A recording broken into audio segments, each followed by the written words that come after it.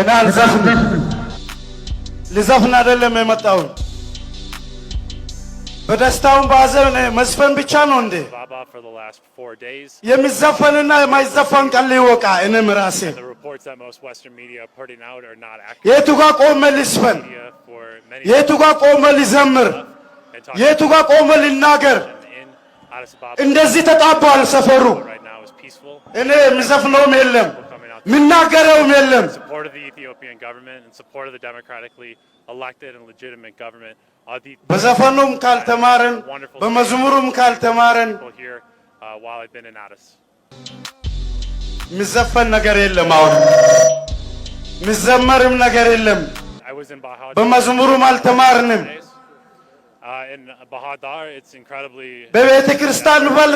በሚያስተምሩ በቄሶችም አልተማርንም በፕሮቴስታንት from as far as afar በሃይማኖት አባቶች በፓስተሮች የሚያስተምሩንም ካልተማረን and it's because of the TPLF aggression that have pushed people በሙስሊሞች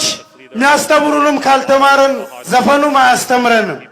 they told me stories of their houses being looted of ምን አለ ብዬ ነው የሚዘምረው people being raped and stolen and taken and it's quite tragic to hear what the TPLF has done to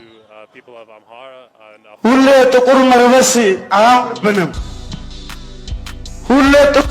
ጥቁር መልበስ አያምርብንም ይበቃል ጥቁር መልበስ ይበቃል ጆሮአችን ደማ ይበቃል ማን መጥቶ ነው የምናገረን ማን ነው የሄደ የሞታለው